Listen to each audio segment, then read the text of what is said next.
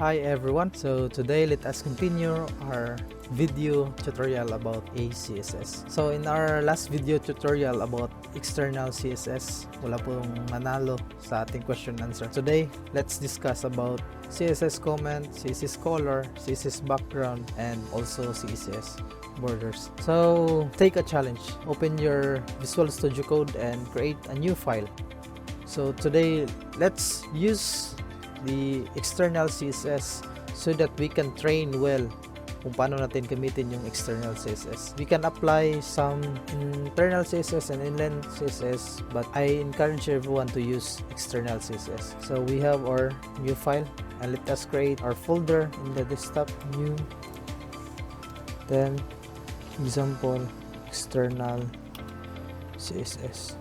So we have our folder, then save. Let us save our file in the desktop.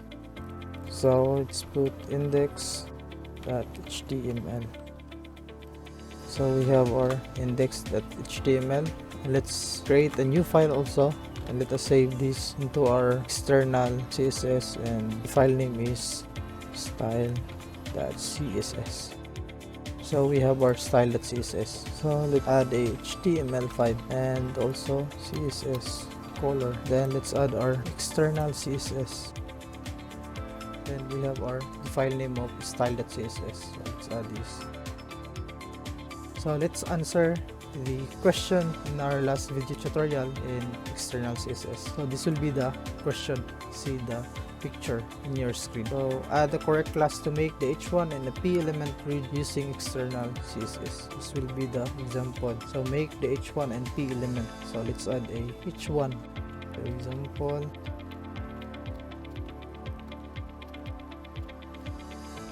And let us open this in our web browser. So now we have our paragraph and heading. So let's add a class of this example. So example is HTML or sample HTML. Then this class also is sample CSS. You can change any class that you want to use for this element and also for this element. So kulayan natin ng color read si H1 and si P using the external CSS. So lagay lang natin yung class natin is HTML and bracket color. Let's open our web browser. So diba nagakulay na si heading natin. Close bracket, color. So, ang ating paragraph is nagkakulay red din. So, ganito lang po yung answer. So, let us proceed in our next topic. Let us delete this example. For this question answer, I will give 100 pesos load. Let's go and let us continue to discuss CSS comment. So, ano bang ibig sabihin ng CSS comment? CSS comment are used to explain the code and may help when you edit the source code at a later date. Comment are ignored by browser. For example, press nyo lang yung control then / lalabas na yung comment. For example, this will be the start body. Dito nagsisimula yung body na code, then lagay natin dito body, background color. So then lagay natin dito ng control / then end body. Comment are ignored by browser. A CSS comment is placed inside the style element and start with forward bracket asterisk. So let us refresh our web browser. So we have our background color. So para sa ating CSS color naman, so we have our color orange. Then let us refresh our web browser. So we have our color orange. Lagyan naman natin dito ng P, H1 and P element. H1 and so lagay natin dito yung H1, then close bracket, color, P. So we have our paragraph and heading. Paano naman tayo lagyan ng background color? Background color, then P naman is, and let us refresh our web browser. So we have our heading, then this is a paragraph also. So next is paano naman natin lagyan ng border color? Si H1 and si paragraph. 2px solid tomato. So diba nagkakulay tomato yung border niya. Then we can add a margin or padding for this paragraph. So this 100.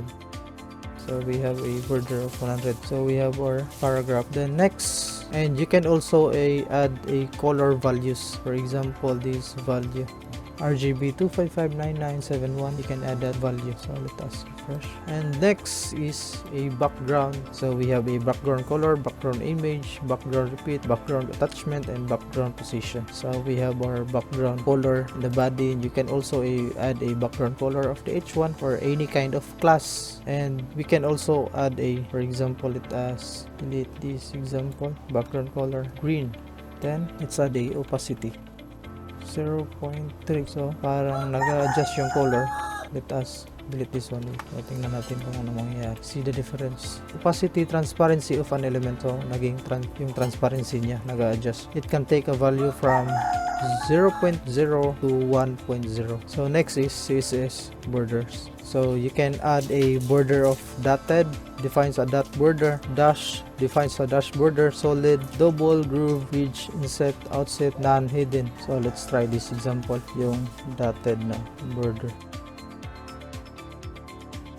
So diba, may dotted border siya. That's all for today, and you can research more about a color, background, borders. So there are so many examples in the w3school.com. And for our next question and answer, I will give 100 pesos load and see the question in your screen. And before you comment your answer, please don't forget to like, share, and subscribe, and share my posts in Facebook. And please don't forget to follow my Facebook page, Surjet Dev, and also my YouTube channel. Please don't forget to like, share, and subscribe. Surjet Dev. And thank you. Have a nice day. God bless everyone. Bye.